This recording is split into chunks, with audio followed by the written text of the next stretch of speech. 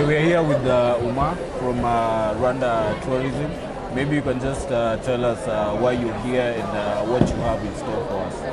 Thank you very much. My name is Umar from Rwanda Tourism, like you mentioned, but in the Tourism Promotion Office. I'm in charge of domestic and regional marketing. Our main objective to come to Magical Kenya is that we want to meet hosted buyers that have been invited by Kenya in order for them to be on the same platform as our tour operators in the country.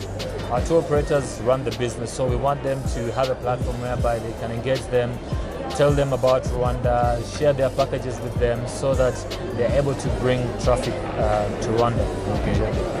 And you've spoken about Rwanda. Rwanda as a destination. What, in terms of products, or what can people, let's say, if somebody is in Kenya, what is he able to experience if he's, let's say, traveling to Rwanda as a destination? Yeah, thank you. I know most people know Rwanda about mountain gorillas, but there's so much more besides the mountain gorillas.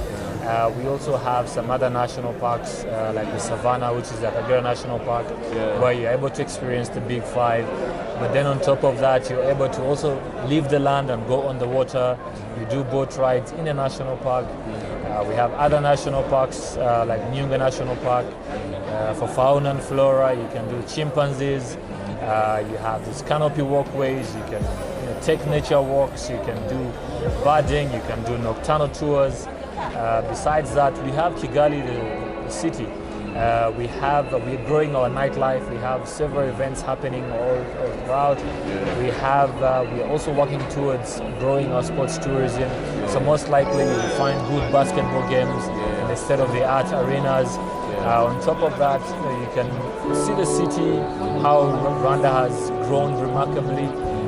You can do some activities like horse riding within Kigali, you can do quad biking, you can do mountain climbing, adventurous activities that in other words would require you to leave a particular city, but in Kigali you most likely will find those things in town.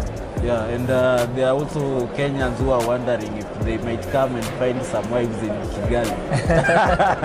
Rwanda is very open, we're very welcoming people.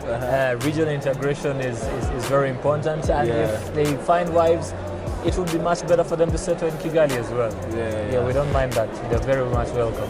Yeah. And I've seen you guys have done a big push in terms of sport tourism. You're sponsoring Arsenal team. The other day I saw your president was in talks with the guys from the Formula One. Are we looking to see Formula One in Rwanda sometime soon? Our mantra is there is no goal so big that we cannot achieve. We've chosen to be bold in terms of our movement and our growth. So Formula One is not beyond our wildest imaginations. I don't know what the president discussed with the CEOs, but it would be a nice addition to have in East Africa. It would be something marvelous for not only for Rwanda, but for East Africa in general. And in terms of innovation, I can see for you as a country and also your president, you're pushing the boundaries in terms of sport tourism and the products that you're also presenting also to tourists.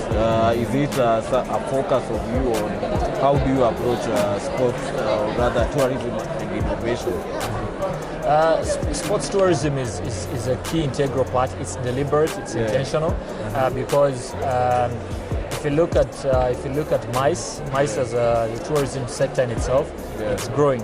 And one of the things that are really guaranteed to bring you people is sports.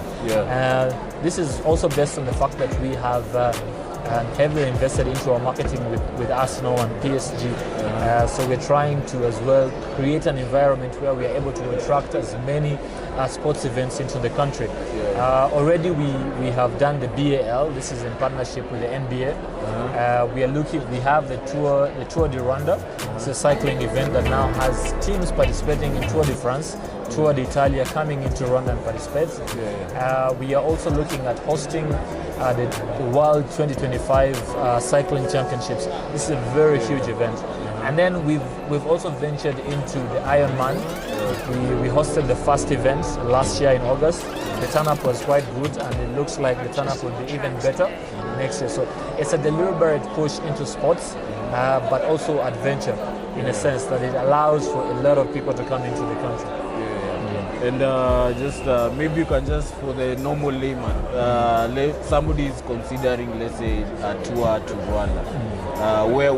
Which are the destinations you'll advise him to pick if he's coming to Rwanda?